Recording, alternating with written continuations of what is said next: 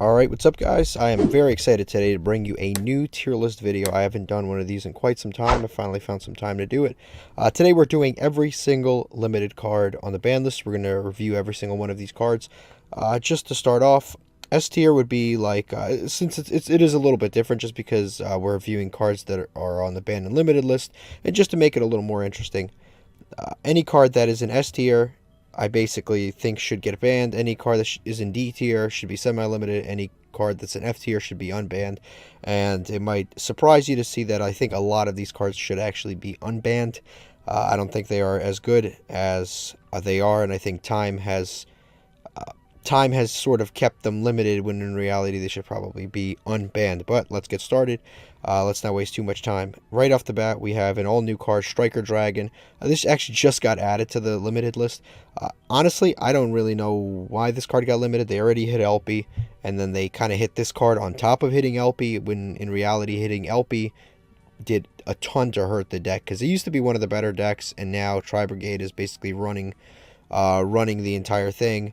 I think this was kind of overkill, and to be honest with you, I think we could throw this on the semi-limited list, see if Dragon Link makes an enormous resurgence. But in reality, I think that it doesn't really matter. We could probably unban this card and it wouldn't make a difference, just because the card is good. It searches obviously the field spell. It's one of the main playmakers of the deck, but in reality, they were just using it to link away the white and black Collapse Serpent, just to get more searches, stuff like that, just in kind of like follow-up plays, because they only played one field spell anyway, so it's not like whenever they summon it the second time, it was just to kind of like link additional things away. But yeah, I think we can semi-limit and eventually unban this card. It wouldn't even matter. This card's really good, Cyframe Lord Omega. I'd say this is probably like, as far as synchro monsters, it's one of the real like staples. I'd say it's probably like an A or B tier. It's a very good card. It lets you recycle banished cards, even if they're face down. It also lets you. It's actually a very, very active card in a ton of FTKs, because it lets you put cards back. It basically lets you shuffle cards back so you can reuse your extra deck over and over and over and over again. So it's actually very, very used in a ton of FTKs, on top of being used in a bunch of FTKs. Just being able to take a card out of your opponent's hand is huge. And if you can summon 3 Omegas, you can basically take 3 cards out of your opponent's hand. The following turn, the Omegas, all 3 of them come back, and your opponent gets the cards, and they can't even use them, because basically the Omegas come back during your turn, and now these cards are like unusable to them because they're still in their hand. So yeah, I think this card is, at 1, it's actually a pretty fair and balanced card. It lets you kind of like take away 1 card from your opponent, which is fair, because you have to, put in the resources to summon a synchro 8 monster. But in exchange for this, you get to take away a card out of your opponent's hand. I think that's completely fair. This card really becomes unhealthy when you get like when you can summon 2 or 3 of them. 1, this is a very, very good card, but I don't think it's like broken unfair. Trishula, this card is actually, you could make the argument that Trishula is on par with Cyframe Lord Omega, but I would completely disagree. I think Trishula got limited around the time that Master Rule 5 came out. It was kind of like a fear that synchro decks would just have this gigantic resurgence and then it'd be absolutely destroying the meta. I think the reality is that we just haven't seen that. We haven't seen synchro decks just completely overtake the meta. They actually haven't been all that great, and then we're talking about like pure synchro decks, and it's actually been quite the opposite. I think Trishula is a good card. The issue is it does require a lot of resources. It requires 3 monsters, one of which is a tuner, an odd combination of monsters. It's very difficult to summon 3 Trishulas. Plus we have things like Nibiru, so it's like it's Nibiru and a variety of other hand traps. It's very difficult to summon 3 Trishulas in the first turn of a duel, playing against a ton of interruptions. So yeah, I think that this card is, I think we can put it to semi-limited. I think once we really like look at it, I think it could actually even be unbanned. Hyper Librarian is, I'm still a little iffy on Hyper Librarian. Hyper Librarian is definitely a very good card, but when you start, stacking a few too many of them, the draws become a little bit over the top and excessive. So I'd say C tier is probably a fair place to put it. Again, I would maybe consider unbanning it just to see where it would go, but I think it's definitely one of the better synchro monsters to ever come out in the game of Yu-Gi-Oh! This is Daigusto Emerald. This got banned a long time ago when World Chalice first came out, and it was kind of the end of Zoodiac form at the beginning of Code of the Duelist, and when World Chalice came out. It got banned because it could recycle monsters, but in reality, this card is very, very, like, very few decks actually play this card. We have Pot of Extravagance, I'm sorry, Pot of Avarice in the game, and almost no one plays it, and Pot of Avarice is just kind of like almost even a better version of this, and again, nobody really plays that card. So yeah, I think this card can be unbanned. It's at 1 for no real reason, because no one really summons more than one of this anyway. It's kind of like one of those rank 4 toolbox sorts of cards for decks that fill their graveyard monsters very quickly. This card 100% should be unbanned. I don't know why it's there. All right, next is Gem Knight Master Diamond. Again, this is, I'll put all of like the, I'll bump this up to here. This will be like the toxic area, just like for FTK, stuff like that. Cards that aren't particularly great on their own, but they enable some sort of FTK, and for that reason we can't really have them in the metagame or have them limited in some way. Basically, having a Master Diamond limited lowers the consistency of the Gem Knight FTK. I honestly think they should probably hit a few more cards in that just so we can get Brilliant Fusion back. But definitely this card is where it is because it's just sludge. This we have Beatrice, definitely a very good card. I think this absolutely stays limited. Probably between A and B tier. I'd say top of B tier. Definitely a very good card. It's actually seen even a resurgence lately because, what are they called? Drytrons are actually using them. So definitely I'd say this is a card that you leave at 1. Alright, so next is Cyber-Angel Benten. I think this card is very good. It's probably like bottom of A, top of B. I'd say probably top of B.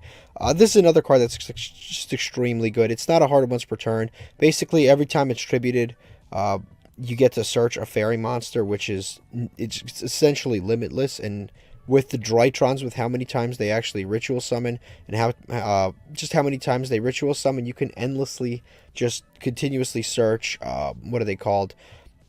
The orange light and the green light and the purple light, although most people don't play purple light.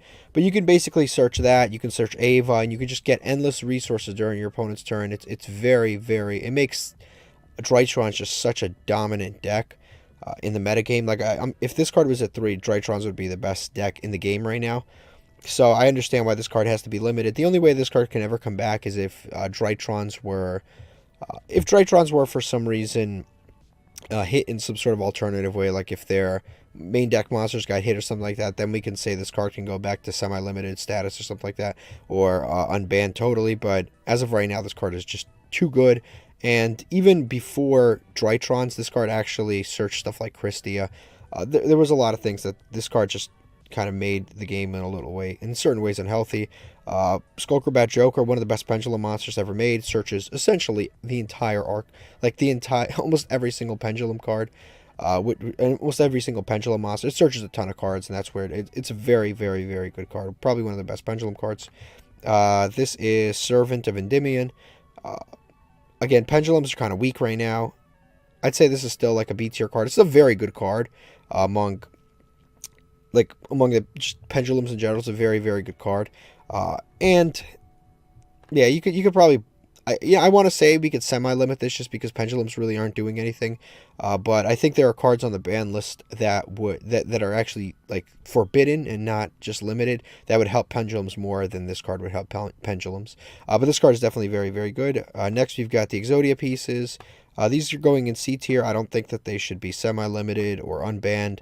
They are limited for lore purposes entirely. That's really the only reason that the Exodia pieces are where they are. Although there was an episode where somebody actually played 3 copies of every single piece, so I've heard both arguments. I've heard that the Exodia pieces are limited for lore purposes, but at the same time, you know, it's like, even if they were, like, let's say the Exodia pieces were unlimited, I don't think that anybody in their right mind would actually play 3 copies of each Exodia piece, because they actually don't do anything in your hand. And in an Exodia deck, you actually don't want to draw the Exodia pieces until really the very end. because you want to see as many draw cards as possible, so you can continuously filter through your deck. You don't want to activate like 3 draw cards and end up with 3 Exodia pieces, because then you're kind of stuck with them. You want to just continuously draw and draw and draw and draw and leave the Exodia pieces for last.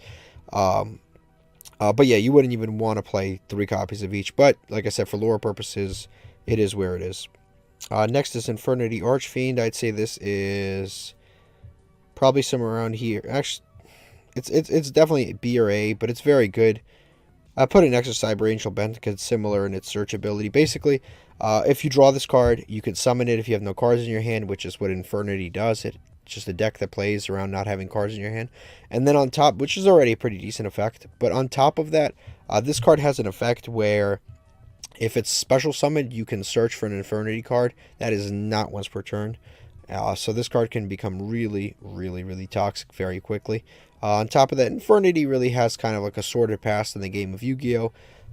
Just with people cheating and placing monsters face down. Outside of that, like I'm kind of baffled when Konami randomly like gives decks that are hit on the banned and the forbidden and limited list, like when they get support. But in reality, you could have just like put this card to 2, and that would have been more support than actually releasing new Infernity cards. But yeah, I think this card is like B or A tier among the limited cards. Definitely very, very good. This is another like really good card. You can put it here or here. I think this is like one of the better combo starters like available in the game of Yu-Gi-Oh! Speedroid Terratop. Basically what this card does is you special summon it, and then you get to search a Speedroid monster. This, if you control no monsters, you special summon this, then search a Speedroid monster. Then you can search Takatomborg, and Takatomborg basically says if you control a wind monster, you can special summon it special summon it to your side of the field, which you will have because you have this on the field. So basically what it does is that this Speedroid Terratop basically allows you to summon 2 monsters without committing any resources, any normal summons, anything. You just special summon the monster from your hand, you search a monster, you summon it. That's basically summoning a Dragoon without even committing a resource. I mean, that's how good that is. It's any XYZ in the game, any rank 3 in the game without committing a single resource, without committing your normal summon. Yeah, it really is just a bit too good. I mean, like, there's so many possibilities and avenues that you can take with this card. Of course, if you are a Speedroid player, like a pure Speedroid player, it kind of sucks because the best card you have in your entire archetype is limited, and obviously you want to see it, you want to search it, you want to play it, and it's not available to you. But I mean, in reality, it's just too good of a card, and the more cards that get released, things like Predaplant, Dragoon, the better this card becomes. I mean, summoning a Dragoon without committing a single resource is just absolutely insane. Because you can just like special summon this, make Predaplant, Verde, Anaconda, and the normal summon, for example, like an Alistair, and then play like a completely different set of, like a completely different area of the game right after that. It's just a bit too much. Collapse Serpent and basically the Light and Dark Dragons, I'd say, again, they're probably like A or B, some probably around here. They're very, very good. They actually weren't even that popular until Thunder Dragons came out, and that's when they kind of blew up. And then, of course, the Dragon Link and Guard Dragon deck started to use them, and then just generally, like, every Dragon deck started to use them. But these two are very good, just because they're extremely easy to summon, and they work very well with Link monsters, because all you have to do is summon them as Banish or Light or Dark, depending on, who they are. And then on top of that, their searching is incredibly easy to do, because all you have to do is link them away, and you can basically search the next one, and then you can summon it, and then link that away, and then if you put it back in your deck with something like Chaos Form, you can actually search it again and get free resources, and then shuffle it back with Yugioh. Like, the resources on this card, on these 2 cards, is just insane, because they're free summons in addition to just being +1s. Yeah, they're just a little too good to put at 2 or 3. They're consistent enough at 1 where you don't need to put them at 2 or 3. These are a bit controversial. Actually, they're somewhere around here too. I think that all of the dangers, the limited dangers, we should just put at 2. Dangers are not being played in virtually any deck whatsoever. There aren't any decks that use dangers right now at all. They don't use the big ones, they don't use the small ones, they just do not use dangers. Dangers are not used, with the exception of like Renmanju decks or stuff like that. Most decks are not using Grand Magi. Some Phantom Knight decks are using these two because they're level 3s. But like outside of that, like these cards are really, really underused. I think we can absolutely put these cards at 2 and see how it goes. And if times don't change, I think we should just maybe even think about bumping them up to 3, to be honest with you. I think these should go to 2. They are, no pun intended, dangerous cards.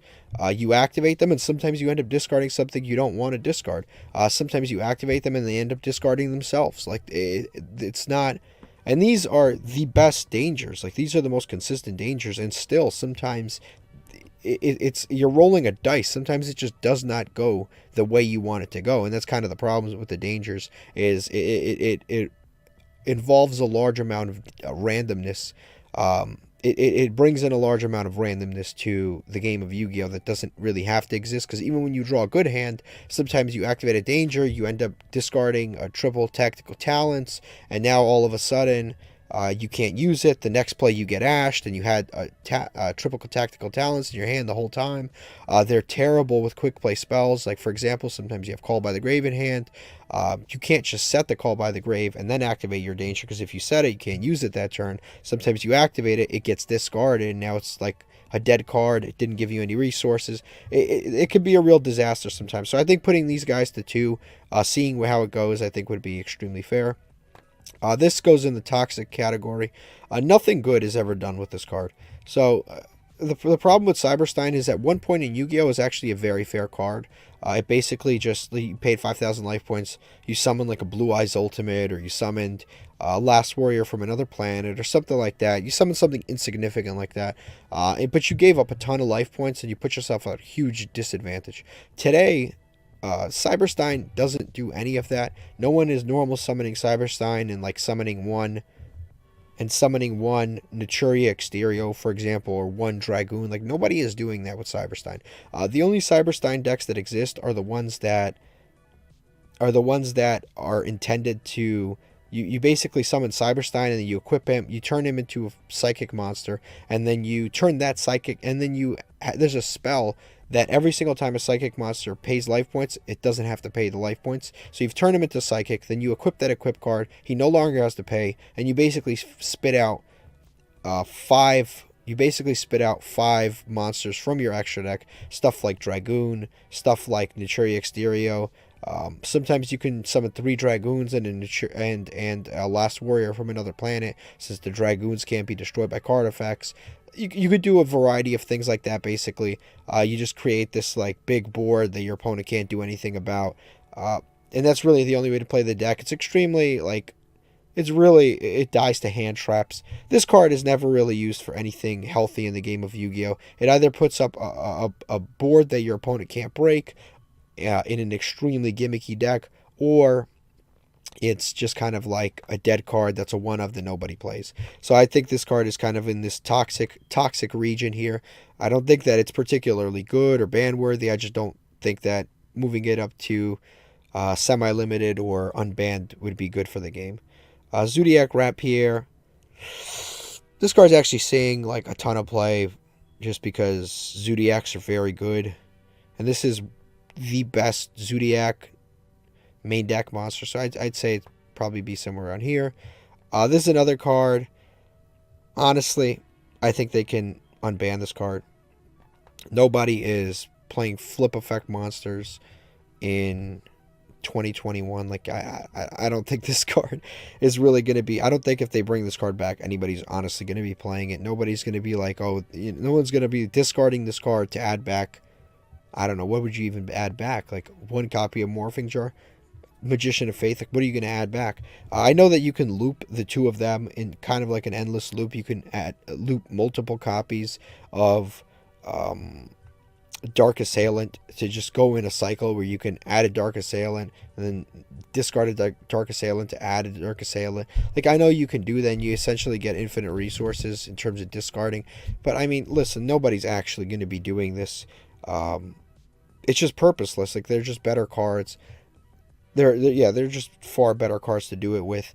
The game of Yu-Gi-Oh! Just doesn't really need it, and like I said, it actually requires a decent amount of setup to have a Dark Assailant in graveyard and then activate Dark Assailant when you discard Dark Assailant to add another one back. It actually requires quite a bit of graveyard setup to even do. I think this card can be unbanned.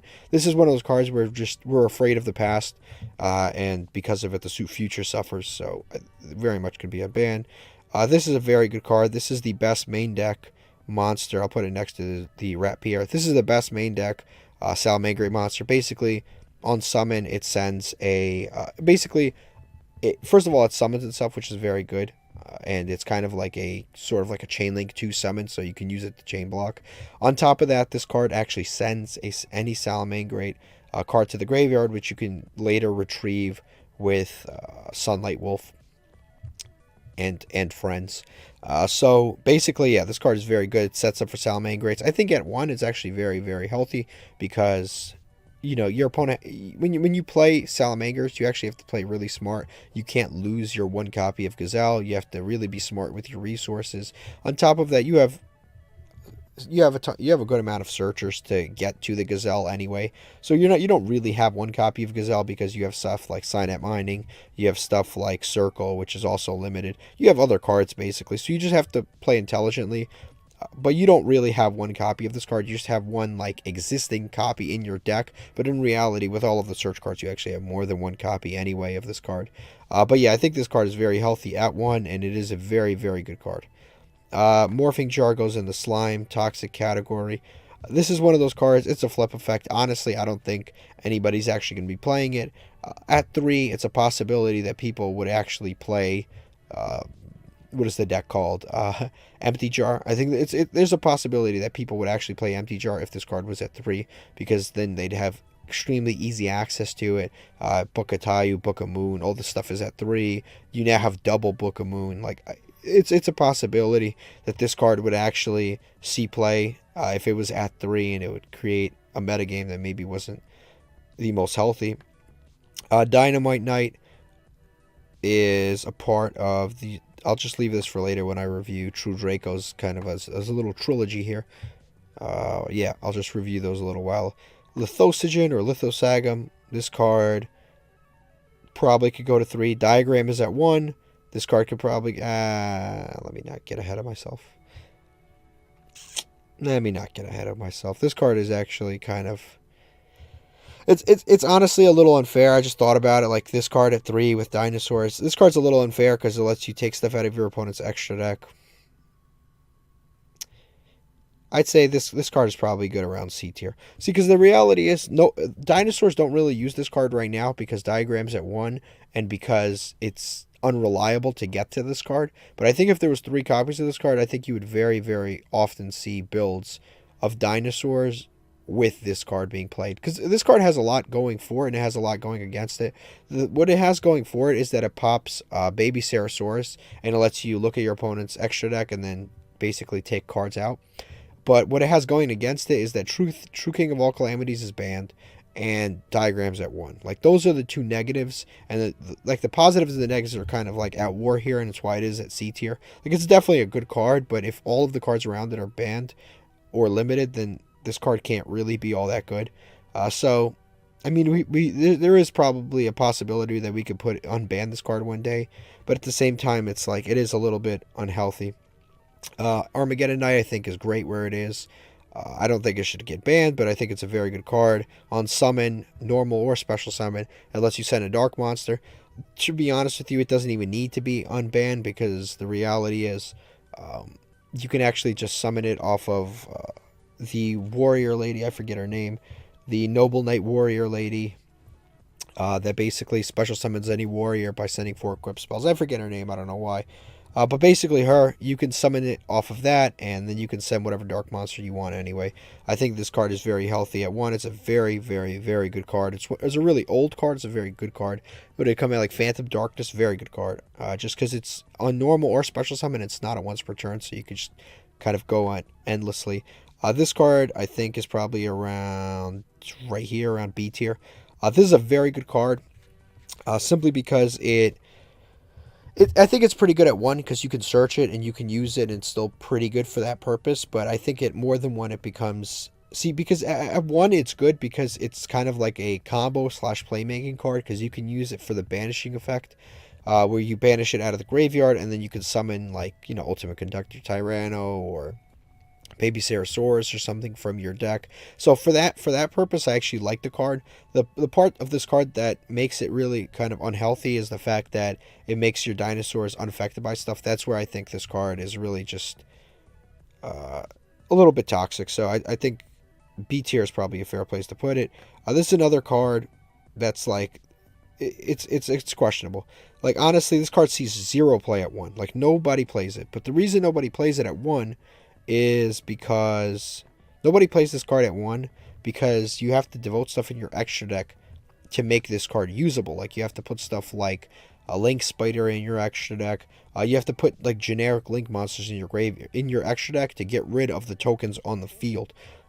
So if I remember correctly, the tokens are actually not level 1 tokens, so you can't even use, like, Link Karibo. You can't just, like, link a Link Karibo away and then use the Link Karibo from graveyard to bring itself back, getting rid of one of the tokens. You can't even do that with this card because the tokens, from what I remember, are level 3. So yeah, it's one of those cards that at 1 nobody plays because you have to change your extra deck to meet the demand of the tokens, but at 3 people would actually be willing to, and summoning 3-4 tokens can actually be kind of really overwhelming. This is Spiral Quick Fix. This card should be unbanned. The problem with Spirals is actually not Quick Fix at all. The problem with Spirals is Master Plan, and the problem isn't even Master Plan. The problem is actually Magician Souls. But the reality is I don't think Magician Souls is ever getting hit because it's a Yugioh television show card. If you look at the entire banned and limited list, there's very little legacy cards that actually get hit on the ban list, and the legacy cards that do get hit actually end up getting unbanned anyway, through either errata or they just get unbanned eventually. Konami really doesn't like to hit television show cards. Like, if you look here, almost none of these cards are from the TV show. Like, some of the spell cards, obviously, they use in the TV show, but most of these cards are not at all from the TV show, and this is just a limited list. The ban list is just like a whole separate animal. But yeah, they really don't like to hit cards from especially the original Duel Monsters game, and so I don't think Magician Souls is going to be taking a hit anytime soon. With Master Plan banned, I think this card could go to 3, and Spirals could be like a nice kind of mid-tier, kind of like Link spam deck. They can use Machine Duplication with Quick Fix and the Drone, for example. It'd be like a mid-tier deck. It'd be okay. It really wouldn't be the best. Maybe they could touch the trap card if it gets a little out of hand, but honestly, I think this card could go to 3. This is a controversial one. Pankertops. This card's a little tough to talk about because it is a very, very good card, because it's basically going second. It's one of the best cards to side in. It's like a must-have. Going second is very good because it's actually good against. It's good against decks that. It's good against combo decks going second, and it's good against. What are they called? It's good against combo decks going second, and it's good against control decks going second, because you basically get to special summon it without putting any resources into it. So you could just like special summon this, enter battle phase, get rid of one of your opponent's negates by attacking over it, and then you can tribute it. Pop another card, target another card, and get rid of another one of your opponent's negates, and then you're still in battle phase. End of battle phase, evenly matched. Like, this card is just so good for going second. It's outrageous. Yeah, I used to combo it all the time with evenly matched, because I would like normal summon it, see if my opponent had, or special summon it, see if my opponent had a strike or something like that. If they didn't, I'd enter battle phase. I'd attack, for example, like Herald of the Arclight, get rid of that, then tribute, target a Borreload Savage Dragon, they waste the negate, end of battle phase, evenly matched. It's really, really, really, it's a really good card. I think at 1, it's probably good at 1, because sometimes they do. It's actually harder to go second in Yu-Gi-Oh than it is to go first. But this is one of those cards that just makes it a lot easier to go second, just because it deals so well with an established board despite the playstyle of your opponent. It doesn't even matter what deck they're playing, because things like Nibiru, are annoying if you're playing a control deck, but Nibiru does nothing against. No, I'm sorry. Nibiru is annoying if you're playing a combo deck, but Nibiru does nothing against control decks. So it's kind of like a dead card against a lot of matchups. This card is literally never dead. It is almost a staple in every single going second deck. It's way, way, way, way too good. It like completely destroys boards. Next we've got Greffer. He's worse than Armageddon Knight, but he's a part of that whole like. He's a part of that just kind of like Dark Warrior. Just that entire Dark Warrior era.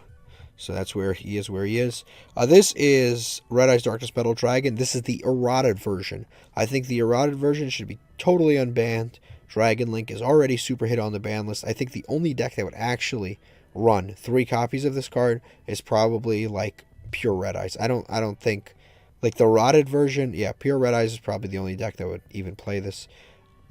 This is a really good card in Dragon Link and other decks. I'd say probably right here. Tempest, obviously very good.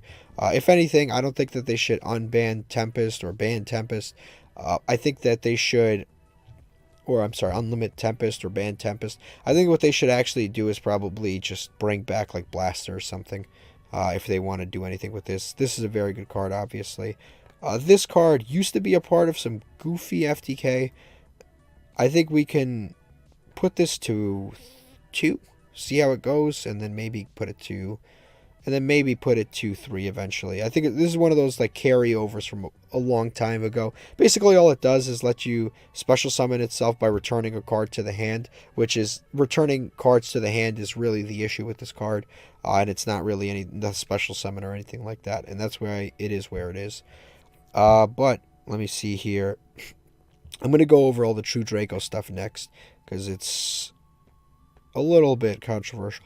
So first things first, I don't think that all 3 of these cards should be limited, because if you think about it, Masterpiece is already banned, and then to have these 3 cards additionally to Masterpiece banned is, I think, a little bit excessive.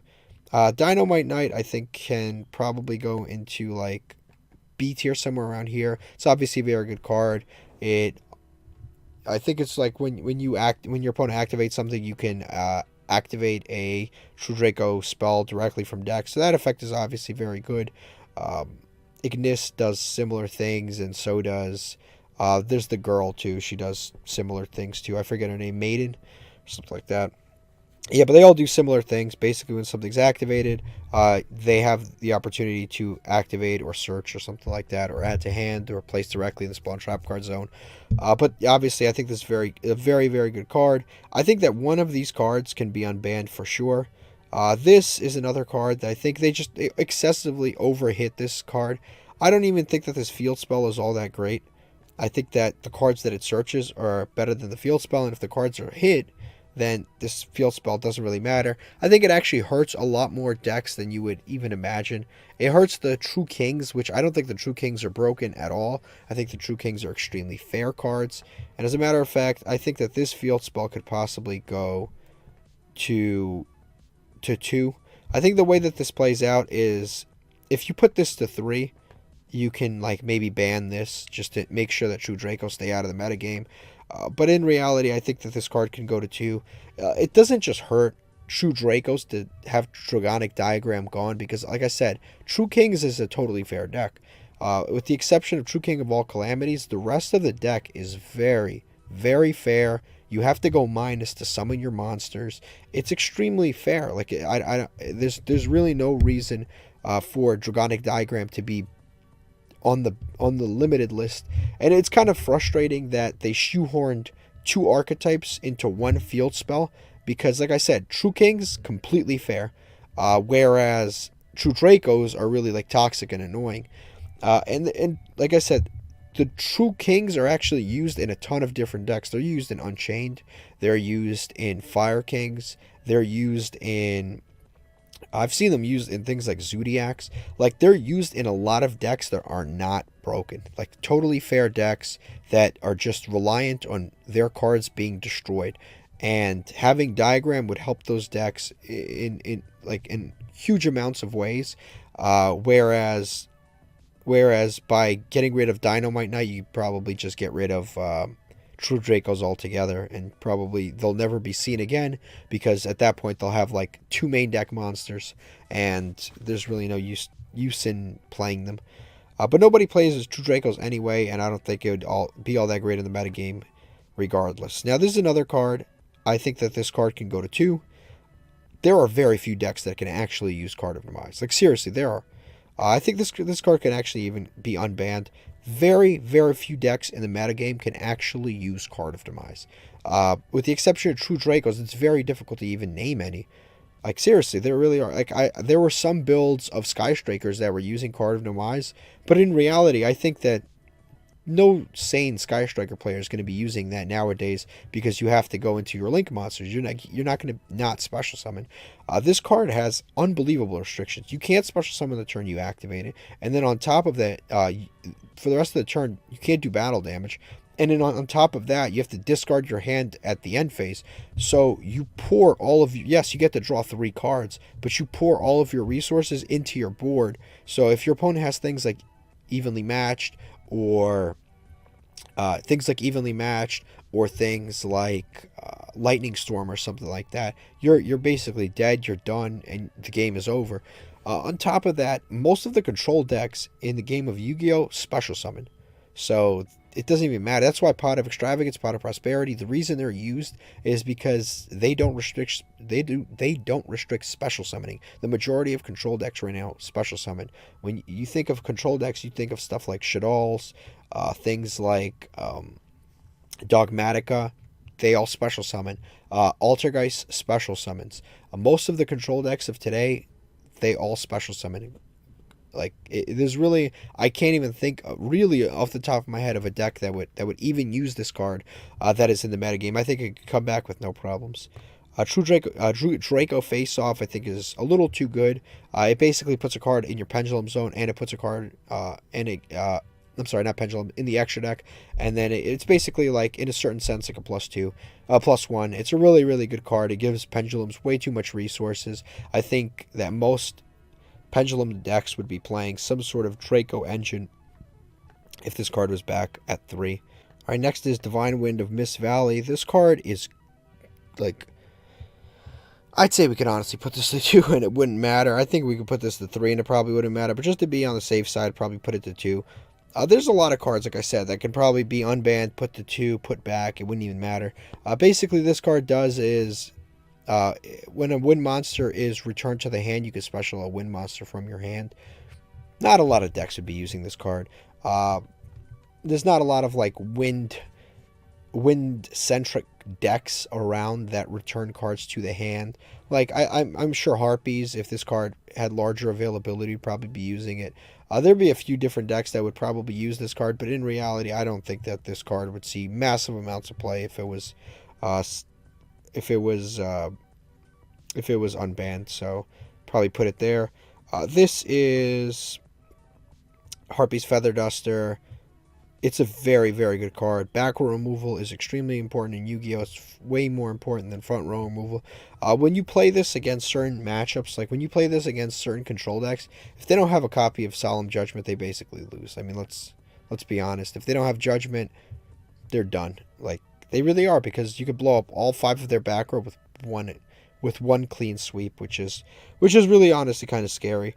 I would even consider maybe banning it, but honestly, I think it could definitely stay in the metagame. They need to be careful with how much more back row removal they can create, because as much as I personally am not a huge fan of control decks, I understand that they need to exist in the metagame, and that's why I'm putting that where it is. Instant Fusion and is an amazing, amazing card. This is probably kind of like around here. It gives you such a huge toolbox, and at first when this card got limited, I was a little frustrated. But now with Revoked Fusion, or I'm not the new Instant Fusion card, I forget the name off the top of my head, but with the new Instant Fusion card coming out, I don't think this card will ever go to 2 or to 3 ever again. It's just too good. It gives you access to way too large of just a net of different cards that you can do. It gives you access to Millennium Eyes, which can stop hand traps. It gives you access to Thousand Eyes, which is steal any monster. Like, it gives you access to way too large of just board presence, machine different machine monsters. Just for Cybertron, it gives you so many different avenues to play in. I don't think that this card can really be any worse than A tier.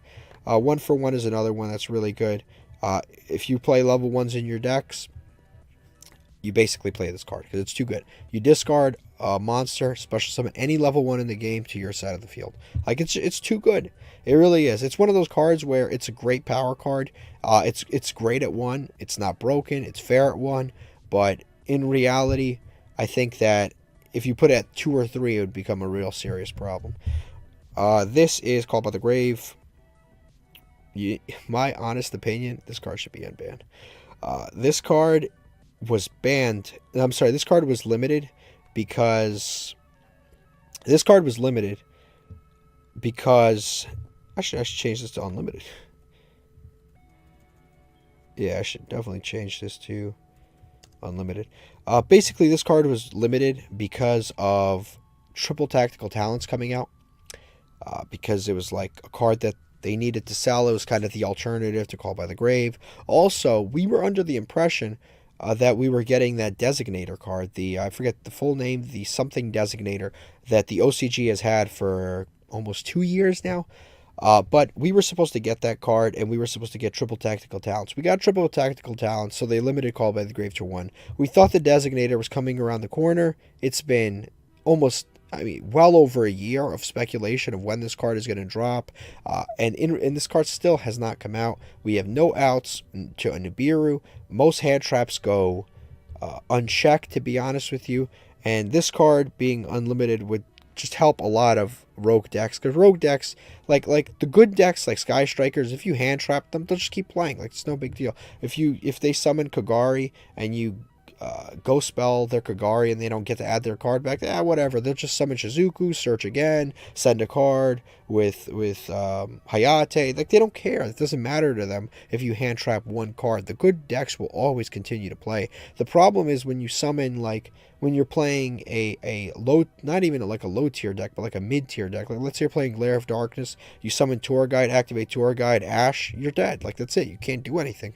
You can't get your Lilith out. You can't get your rank 3 plays out. Like, your turn is just dead. And that's kind of the frustration with playing some of these mid-tier decks when Call by the Grave is at 1. I think 100%, if they're not going to come out with that designator card, they need to put this card to 3 and stop fooling around. Because it's really it really is unfair to the entire TCG that we have to play without a card that exists in the OCG, and it exists in the OCG for quite some time while we don't even have it, and this card is really banned is really limited for no reason. It just makes completely inconsistent and unstable situations for rogue decks. Next is Sekka's Light. I don't know how controversial this will be. I think this card should be unlimited. This card is good for what it does, but basically what it does is lets you draw 2 cards, and then you can't activate spawn trap cards for the rest of the game. On top of that, you can't have spawn trap cards in your graveyard when you activate this card. So basically, you have to be playing a deck that doesn't run spawn trap cards. It also has an effect where you can use in the same turn when you can shuffle back a monster and then draw a card, which is it's a decent effect, and that actually has nothing to do with the first effect. So you can actually, like, Foolish Burial goods this card and then recycle cards out of your hand. It's not like the worst idea ever. But basically, this card, I think, is hit for really no reason, because we have Pot of Greed-like cards in the game of Yu-Gi-Oh! Anyway. We have Pot of Extravagance. We have Pot of Desires. We have Pot of Prosperity, which is actually better than all of the cards that I just said. We have Pot of Avarice. We have cards that draw 2 cards in the game of Yu-Gi-Oh! This one lets you draw 2 cards, and it locks you out of 2/3 of the cards in the game of Yu-Gi-Oh! If you use this card, you essentially always lose to Dark Ruler or more. Always, because you don't play any spawn trap cards. If they activate Dark Ruler or more, you have no response. And that's kind of the problem with this card. I don't even know what decks would really even be using this card if it got brought back. I know the decks that were using this card were Thunder Dragons, which Colossus is banned. I know that, what else was using it? There was a Block Dragon, kind of like a Block Dragon Rock / not Phantom Knight slash Burning Abyss deck that was running around, but Block Dragon's banned. Like, all of the cards that were using this, all of the decks that were using this card are banned anyway, and in reality, they all lose to Nibiru, and they all lose to, not only do they all those decks lose to Nibiru, but all of those decks also lose, like I said, to Dark Ruler No More. Like, the only deck that I could even imagine using this card is probably like Adamantipator's. And Adamantipator's are so like low on the tier of just meta decks. I don't even know if it would even make an impact. Like, I honestly don't know what deck would even use this, because the reality is Burning Abyss is way better with being played with Phantom Knights than it is played with Sekka's Light. It just sets up far more interruptions this way. Yeah, overall, I think this card could go to 3. I think it's extremely well written. It's extremely fair, and for that reason, it can definitely go to 3. There are way better cards. Like I said, there are way better draw cards that lock you out of significantly less, especially cards like Pot of Prosperity, because Pot of Prosperity locks you out of essentially very little. It locks you out of very little, and on top of that, it allows you to choose the cards you're banishing, so it doesn't even have the same negative drawback as a card like Extravagance, where you might banish important like combo pieces in your extra deck. You can choose the cards you banish, so you don't have to worry, and it just increases your consistency way more, because you actually get to choose the card that you're drawing. You're ensured that you're not going to be drawing bricks. You're just going to be drawing cards that you need. Yeah, I think this card definitely can go to 3. This card definitely can stay at 1. This is the best 6 Samurai card available. It's extremely easy to get unlimited counters now. I can't even imagine how easy it would be when this card is at 3. Reinforcements of the Army, one of the best spell cards ever printed. This is A tier, searches essentially any warrior. This is more toxic than it is good. It just stalls games. Basically what it does is both players draw 1 card, which is actually a -1 for you, because you give your opponent a card, whereas you go neutral. So in reality, it's a -1, but it has an additional effect where neither player takes damage. So that's kind of the issue with this card, because it just elongates the game of Yu-Gi-Oh!, which is frustrating. This card, Trickstar Light Stage. This card is a little bit difficult because, alright, so I'll leave it here while I discuss this a little bit. Trickstars are essentially doing 0 in the meta game. Like, they're doing nothing. This is the only card I think is that they have that's hit. They are doing nothing. The fear is that if they unlimit this card, it's basically like a 1-card Dragoon, because you add Candina, and then you can basically get a free special summon with the other Trickstar monster, the I forget its name, the larger Trickstar monster that kind of acts like an Honest. You could summon it for free, and then you basically have an instant Dragoon. It's basically like Terra Top, but you actually have to commit your normal summon. So I see that argument, but in reality, it does actually require you to do stuff. It requires you to commit your normal summon. On top of that, you know, it's like, this is one of the main playmakers of the deck, and I think that just generally the deck just got a token generator. I don't think that I don't think it would hurt to put this card at 2, but just with just how overall just oppressive this card has been, I wouldn't really blame anybody for putting it. I'm going to put it at the bottom of C tier. I think this is kind of like on the cusp of being either semi-limited or unlimited, but in reality, I can see why people kind of hate it. It got banned because it was like a 1-card Nightmare Cerberus that turned into Nightmare Mermaid, which then turned into a full Orcus combo, and that's really why this card got limited in the first place. But obviously, the Orcus is long gone, and this kind of just sits on the ban list for the sins of Orcus. But I think I just leave it there for now. It got banned quite a while ago. All it does is take a monster. Yeah, it takes a monster, and then you can link it away, do all types of stuff with it. If you take like a Link 3, you can go instantly into a Link 4. It does target, but just generally, it just takes away field presence from your opponent and allows you to link stuff. It's really good. Barrage, I'll put next to Rapier. Zoodiacs, I think, are in a fair spot right now, just because they have Zeus, and they're extremely good with Zeus. So they don't really need any more help. And this card is obviously very good because it's a playmaker for the deck. It's a play starter. This I'll put next to the Gazelle, just because both of these cards are extremely good. This searches every Salamangreat monster, and this obviously we already discussed. The 3 Sky Striker cards. if it was up to me, I would ban the copy of Engage. I think Engage is just a little too good.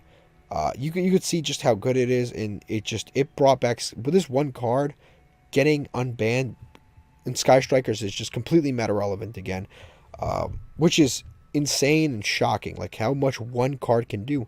But the card is not once per turn, and it allows your opponent. It allows you to search any Sky Striker card, which if you've ever played against Sky Strikers, all the Sky Striker cards are outs to other cards. Like, they're all toolbox cards. So it's not like you're searching a bunch of garbage. You're literally searching for what you need in that situation. Like, you need to pop a monster, you have it. If you need to pop a spawn trap card, you have it. You need to regain your resources, you have it. If you need to summon a monster, you can search the monster. Like, you can search Hornet drones. You can search anything you need. Like, the card is extremely good for that reason. It can search the entire toolbox. You basically have an answer to everything. Like, if your opponent has Macrocosmos, all right, here, I'll just do this, and you always get an answer for everything. And that's kind of the issue with this card, is it's too consistent. On top of that, as you guys may well know, if you have 3 spawn trap cards, you can actually draw an additional card, and that might actually be the better part of the effect, because you never know what you're going to draw. You can draw into additional hand traps, additional disruptions, additional copies of Widow Anchor, and that's where the card really goes over the top. I always say it's even better than Pot of Greed, because it's Pot of Greed with a choice. With regular Pot of Greed, you might draw 2 bricks, you might just draw cards that you don't even need. But with this card, you pick one of the cards. So you can search an interruption if you need to. With Widow Anchor, you can search whatever you need for the situation.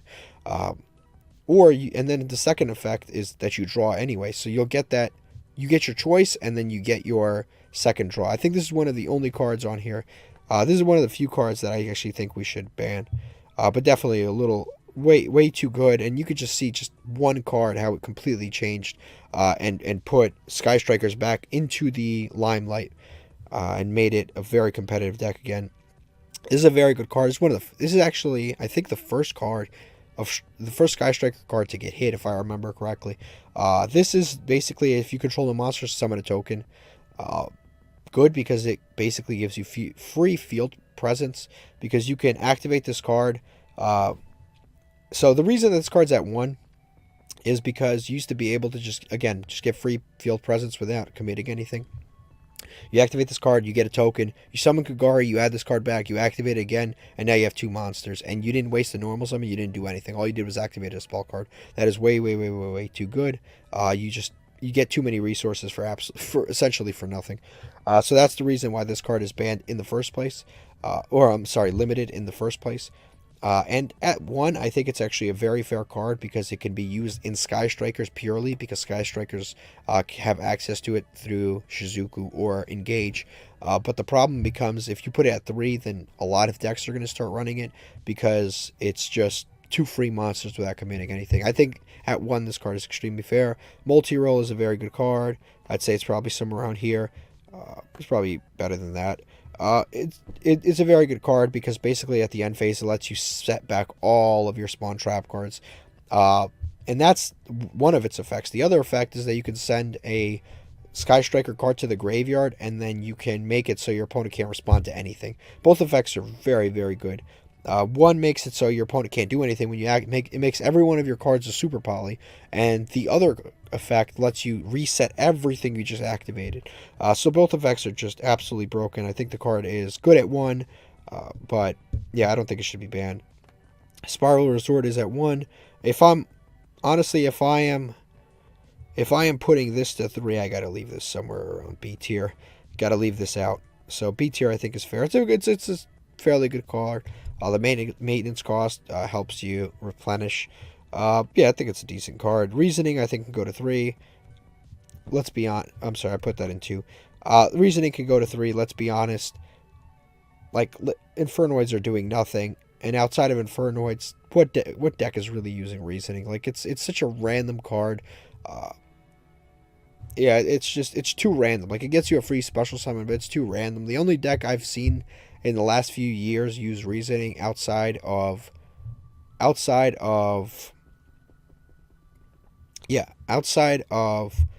Lair of Darkness Infernoids. The only deck that I've seen use Reasoning is like Prank Kids, and that was back when they had their fusion build before they had the Link 1 monster.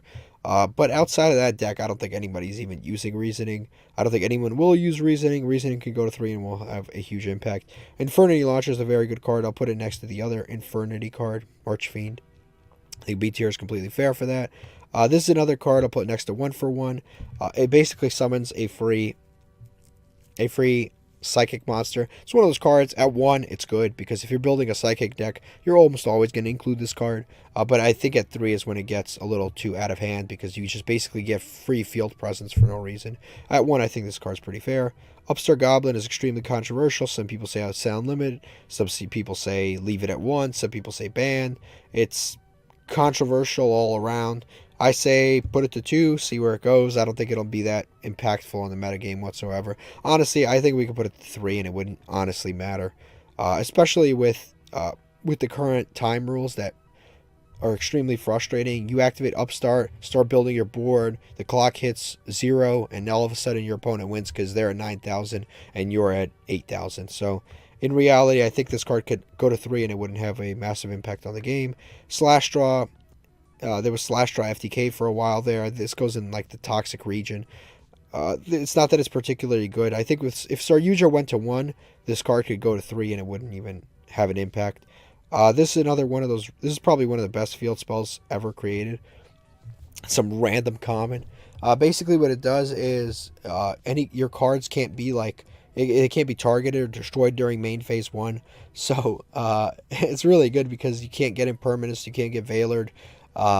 And you could just basically, if you're playing a combo deck, you could just keep going off and off and off without a lot of interaction. Card Destruction is at 1. No one plays it. It can go to 3 and it wouldn't even matter. This set rotation is actually can get pretty toxic sometimes, because the problem with this card is you activate it, you give yourself a field spell, which is the one you want, you give your opponent a field spell, which is in some cases a field spell that can't be activated, and you just basically lock your opponent out of the extra deck. So at 1, I think this card is most fair at 1. At 3, it is actually too consistent to lock your opponent out of the extra deck. Next we play Terraforming, and Terraforming, I'm like iffy. I don't know. Terraforming, I think, can go to like semi-limit, but at the same time, I think a lot of people would say there are too many good field spells to put Terraforming in semi-limit or unlimited. But in reality, it's like, dude, if the field spell is too good, hit the field spell. Don't hit Terraforming. Because there are a lot of field spells you don't really care if your opponent searches. Like if your opponent activates Terraforming and they search Umi or the Legendary Ocean, or they search... if they search like some random field spell that nobody cares about, if they search like Wasteland or something like that, you don't care.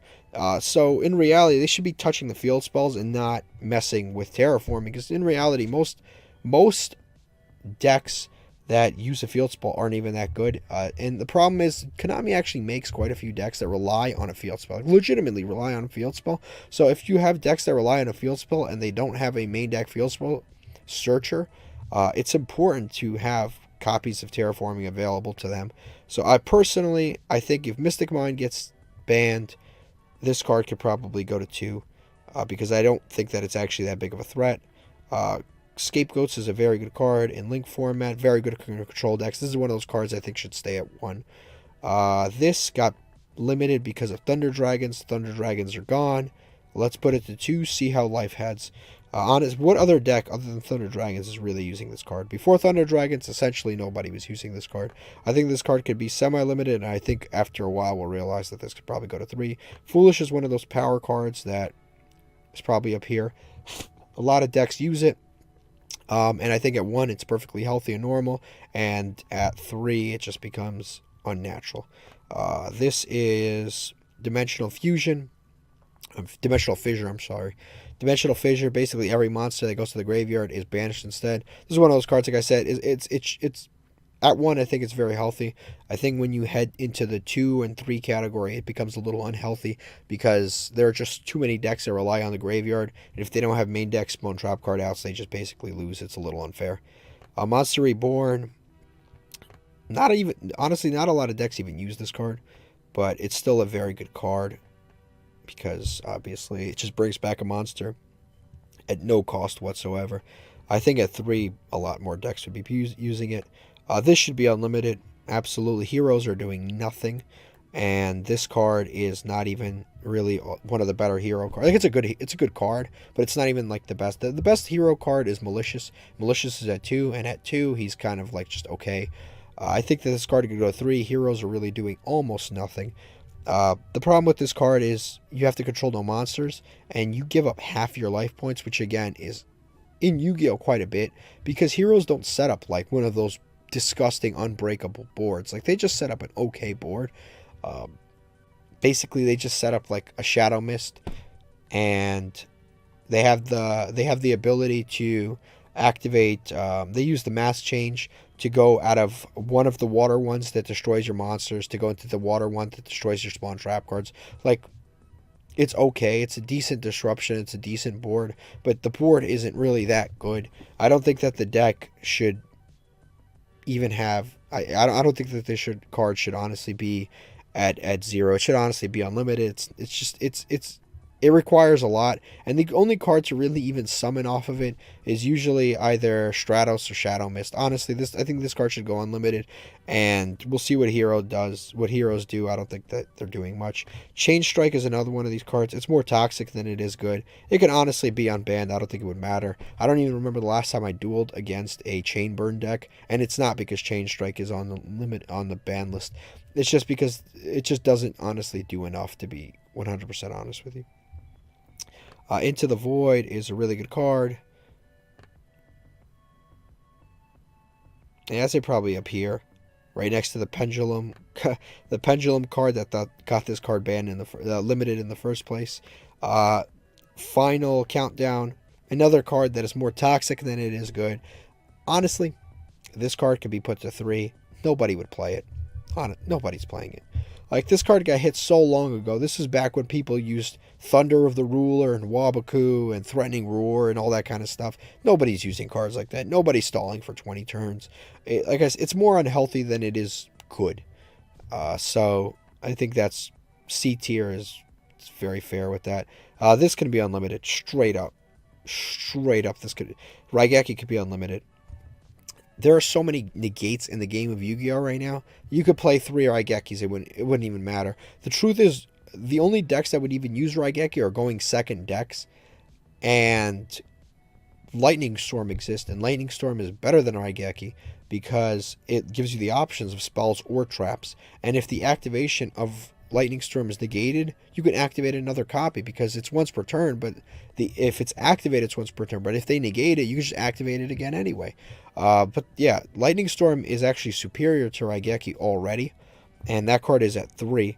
And on top of that, Interrupted Kaiju Slumber and Dark Hole are both at 3, and nobody plays either of those cards. This card could very well go to 3, wouldn't make an impact on the metagame.